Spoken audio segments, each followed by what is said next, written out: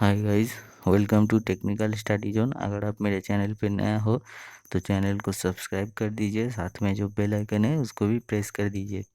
पिछला वीडियो में हम लोग डिस्कस किए थे CITS 2018 का मशीनिस्ट ग्राइंडर का क्वेश्चन पेपर के ऊपर, जो कि सेमिस्टर 1 का क्वेश्चन है।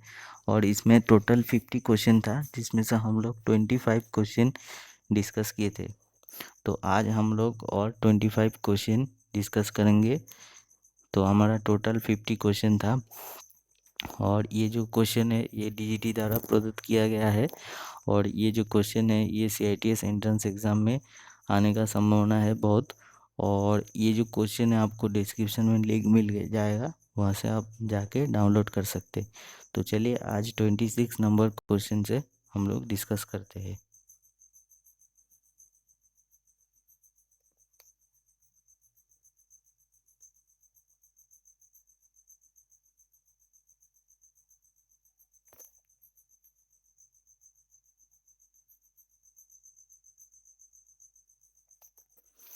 तो 26 नंबर क्वेश्चन देखिए, in case of an accident the victim should immediately be. किसी दुर्घटना के मामले में जो जिसके साथ एक्सीडेंट होता है, एक्सीडेंट पीड़ित, उसको तुरंत डैश होना चाहिए। क्या होना चाहिए? इंक्वायर्ड अबाउट द एक्सीडेंट, दुर्घटना के बारे में पूछताछ करना। आस्क टू रेस्ट, रेस्ट के लिए उसको पूछना। Left to himself without treatment, इलाज के बिना छोड़ देना। और अटेंडेड टू इमीडिएटली, तुरंत अटेंड करना। तो यहाँ पे आपका सही आंसर हो जाएगा तुरंत अटेंड करना, यानी कि अटेंडेड टू इमीडिएटली। उसके बाद हमारा नेक्स्ट क्वेश्चन देखिए, in A B C of first aid, A stand for airway, B stand for breathing and C stand for. तो प्राथमिक चिकित्सा के ABC में ए का अर्थ होता है एयरवे, बी का अर्थ होता है सांस लेना, तो सी का अर्थ क्या होता है? Circulation, cleaning and dressing, carbon problem, carbon arrest. तो आपका सी का अर्थ जो होता है सर्कुलेशन।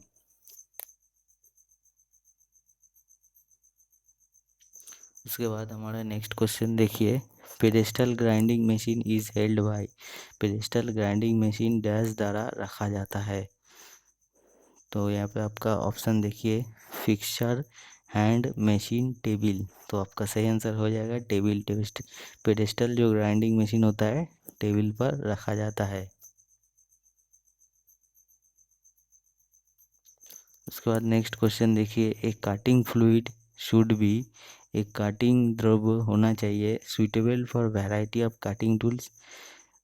अब वैरायटी ऑफ काटिंग टूल्स के लिए सुइटेबल होना चाहिए ऑल ऑफ दिस, सभी विकल्प, नॉन करोसिव और केमिकली स्टेबल, रासायनिक रूप से स्थिर। तो आपका कटिंग फ्लूइड का जो होना चाहिए वो इनमें से सभी, यानी कि ऑल ऑफ दिस ऑप्शन हो जाएगा आपका करेक्ट आंसर।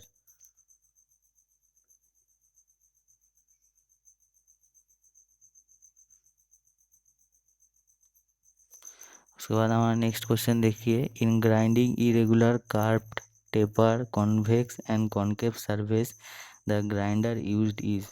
अनियमित वक्रित टेपर्ड उत्तल और अवतल सतह को ग्राइंडिंग में उपयोग की जाने वाली ग्राइंडर होता है। कौन सा ग्राइंडर होता है? Internal grinder, surface grinder, tool and cutter grinder, cylindrical grinder. तो irregular curved taper concave convex surface के लिए हम लोग यूज़ करते हैं सरफेस ग्राइंडर।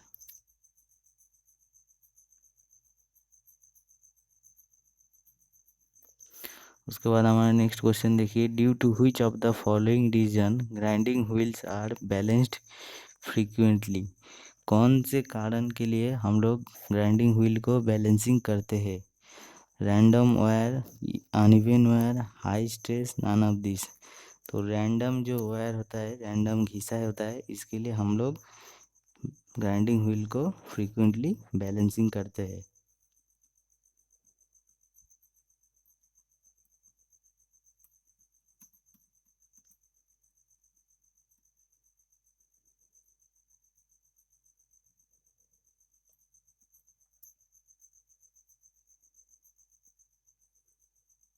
उसके बाद हमारा नेक्स्ट क्वेश्चन देखिए, a grinding wheel is said to be of dash if the abrasive grains can be easily disclosed. तो बोल रहा है एक ग्राइंडिंग व्हील का डैश का होना कहा जाता है कि यदि अपघर्षित ग्रेनों की आसानी से उखाड़ा जा सकता है। तो ऑप्शन देखिए, medium grade, none of this, hard grade, soft grade. अगर आपको ग्राइंडिंग व्हील का जो ग्रेड होता है वो अगर सॉफ्ट होता है, ठीक है, तो एब्रेसिव ग्रेन्स जो होता है वो इजीली डिस्क्लोज्ड हो जाता है, यानी कि आसानी से उखाड़ जा सकता है।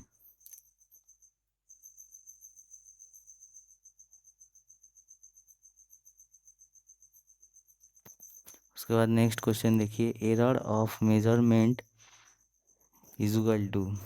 आपका मापन का जो त्रुटि होता है तो वो क्या होता है, precision minus true value, none of this, measured value minus precision value, true value minus measured value. तो एरर जो होता है आपका true value minus measured value, मतलब आपका जो सही मान होता है उसके उसके उससे माइनस किया जाता है जो मेजर्ड मान जो आप लेते हैं, जो माप मान लेते हैं उससे माइनस किया जाता है। तो उससे हमको निकल के आता है एरर ऑफ मेजरमेंट, यानी कि मापन की त्रुटि।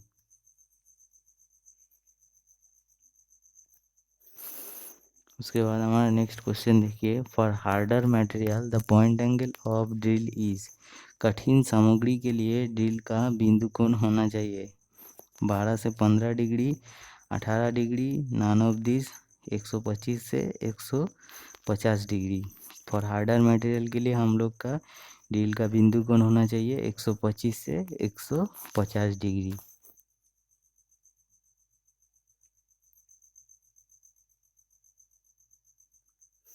उसके बाद हमारा नेक्स्ट क्वेश्चन देखिए, dressing and truing of a grinding wheels are.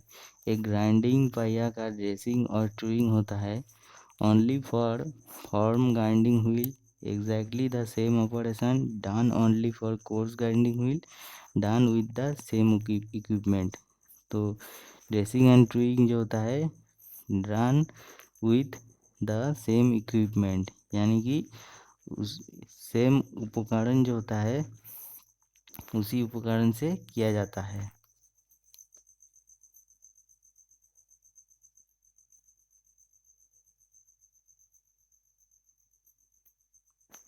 उसके बाद 36 नंबर क्वेश्चन देखिए हम लोग का, lathe bed is made of, यानी कि लेद बेड जो होता है वो किस धातु से बना हुआ होता है।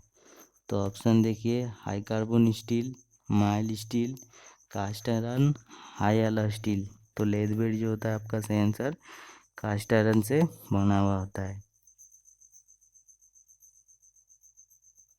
उसके बाद क्वेश्चन नंबर 37 देखिए, interchangeability is normally applied for. विनिमयशीलता सामान्य रूप से डैश के लिए अप्लाई किया जाता है, repairing of parts, mass production, single piece production, all of this. तो इसमें से सबका कंफ्यूजन रहता है ऑल ऑफ दिस, लेकिन इसमें आंसर आपका ऑल ऑफ दिस नहीं होगा। इंटरचेंजेबिलिटी जो होता है वो सिर्फ मास प्रोडक्शन, यानी कि बड़े बड़े पैमाने पर उत्पादन के किए उसी में किया जाता है इस्तेमाल, यानी कि अप्लाई किया जाता है।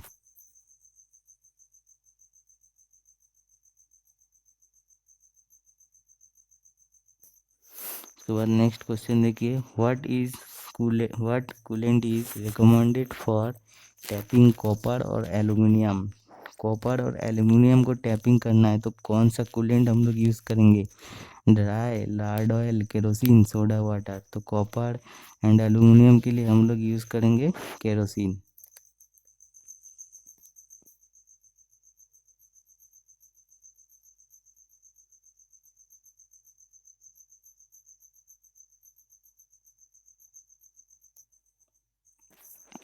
उसके बाद 39 नंबर क्वेश्चन देखिए, Command M will order the machine to perform an operation. M command will perform operation at the beginning or at the end of the cycle. Command M03 means command M जो होता है एक operation को perform करने के लिए machine को आदेश देता है। तो एम कमांड चक्र के शुरुआत में या अंत में ऑपरेशन परफॉर्म करेगा। तो एम कमांड जो होता है, एम कमांड का M03 का मतलब क्या होता है?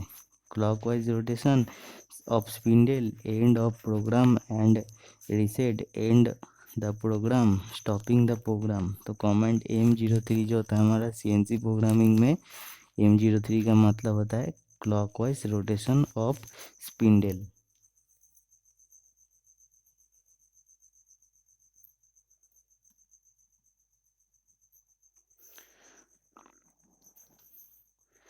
उसके बाद हमारा नेक्स्ट क्वेश्चन देखिए 40 number question. The following is taper turning method. तो बोल रहा है लेथ पर जो हम लोग टेपर टर्निंग मेथड कर रहे हैं, तो निम्नलिखित में से कौन सा टेपर टर्निंग मेथड है? All of this by swivelling the compound rest, using broad nose tool, tail stock set over method. तो यहाँ पे आपका तीनों ऑप्शन ही सही, यानी कि आपका ऑल ऑफ दिस आंसर हो जाएगा सही आंसर। उसके बाद नेक्स्ट क्वेश्चन देखिए, least count of a metric micrometer is. एक मेट्रिक माइक्रोमीटर का लिस्ट काउंट कितना आता है? 0.50 mm, 0.01 mm, 0.10 mm, 0.05 mm। तो लिस्ट काउंट जो हमारा होता है मेट्रिक माइक्रोमीटर का 0.01 mm।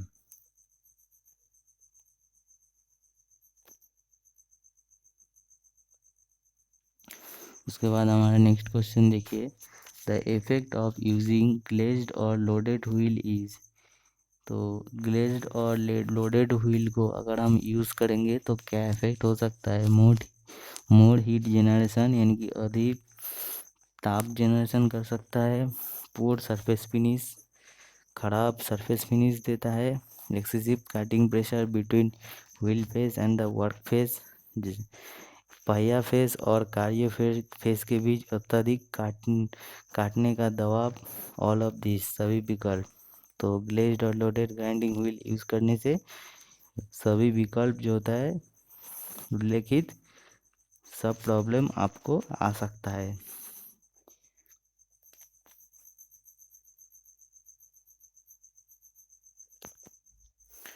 उसके बाद नेक्स्ट क्वेश्चन देखिए, the soft grade grinding wheels are denoted by the letter. नरम ग्रेड ग्राइंडिंग व्हील ग्राइंडिंग पहियों को निम्न अक्षरों के द्वारा चिन्हित किया जाता है। A to H, A to P, I to P, Q to Z। तो सॉफ्ट ग्रेड जो होता है आपका A to H।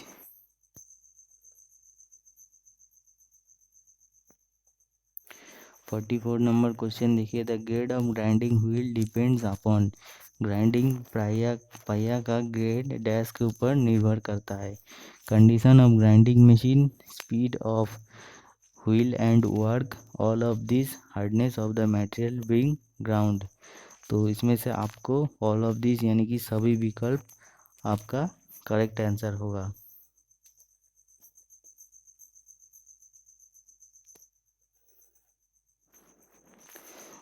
Next question देखिए, the amount by which the actual size of a shaft is less than the actual size of mating hole in an assembly. वो मात्रा जिससे एक शाफ्ट का वास्तविक आकार एक असेंबली में मेटिंग छिद्र की वास्तविक आकार से कम है, तो उसको क्या कहलाता है? Clearance, allowance, interference, none of this. तो इसको हम बोलते हैं क्लियरेंस।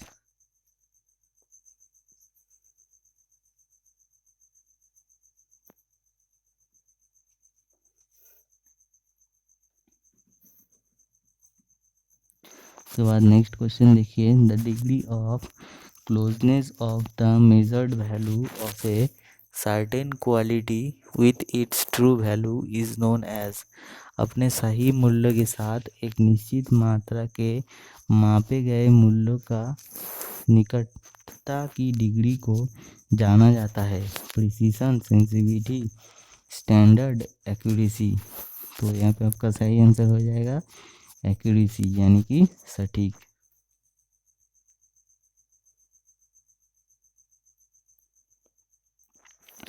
उसके बाद नेक्स्ट क्वेश्चन देखिए, the symbol conventionally used for resonate bond is. Resonate bond का लिए जो हम लोग सिंबल यूज करते हैं, तो उस सिंबल का जो प्रतीक होता है वो प्रतीक कौन सा होता है? EB, VR। तो रेजोनेट बॉन्ड के लिए हम लोग जो प्रतीक यूज करते हैं वो होता है B।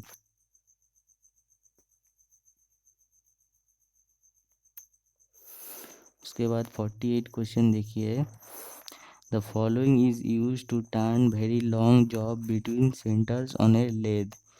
निम्नलिखित का उपयोग एक लेथ पर केंद्र के बीच बहुत लंबा जॉब को घुमाने के लिए किया जाता है। Follower rest, steady rest, all of this, compound rest.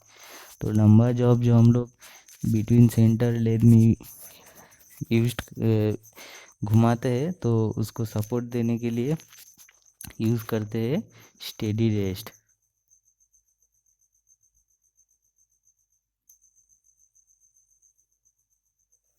उसके बाद हमारा नेक्स्ट क्वेश्चन देखिए, the main purpose of a grinding wheel guard is to. एक ग्राइंडिंग व्हील पर जो गार्ड होता है उसका मेन पर्पस यानी कि मुख्य उद्देश्य क्या होता है? Prevents pieces from being thrown from a broken grinding wheel. एक टूटे गए ग्राइंडिंग व्हील से फेंके जाने से टुकड़े को रोकना। Protect the operator from flying spark. Operator को छिटकने वाले स्पार्क से सुरक्षित करना। Limit grinding to a small part of the wheel.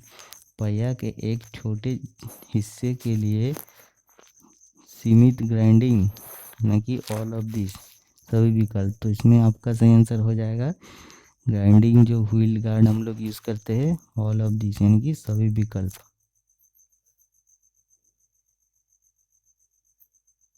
उसके बाद चलते हैं हमारा नेक्स्ट और last question, grinding wheel should be tested for balance. Grinding wheel को टेस्ट से संतुलित के लिए परीक्षण किया जाता है। तो ग्राइंडिंग व्हील को बैलेंसिंग के लिए टेस्ट किया जाता है at the end of grinding operation. Grinding से जो ऑपरेशन होता है उसके बाद ओकेशनली, मैंने कभी कभी, before starting the grinding wheel को स्टार्ट करने से, ग्राइंडिंग ऑपरेशन को स्टार्ट करने से पहले, only at the time of manufacture, जब इसका निर्माण होता है, तो ग्राइंडिंग व्हील बैलेंसिंग के लिए टेस्ट किया जाता है ओकेशनली। मतलब कभी कभी आपको यूज़ बैलेंसिंग के लिए टेस्ट किया जाता है। तो ये था हमारा ग्राइंडर के टोटल 50 क्वेश्चन। इसका PDF लिंक आपको डिस्क्रिप्शन में मिल जाएगा। अगर आपको वीडियो अच्छा लगे तो लाइक कर दीजिए और शेयर कर दीजिए, और आप कमेंट्स में बोल सकते हैं। अगर आपको कोई मन में क्वेश्चन हो या फिर सवाल हो, आप कमेंट्स में बोलिए, तो कोशिश करेंगे उस क्वेश्चन के ऊपर, उस डाउट के ऊपर हम लोग डिस्कस करने के लिए। ठीक है, कमेंट्स ज़रूर करिए। तो चलिए, ठीक है, आज के लिए इतना ही।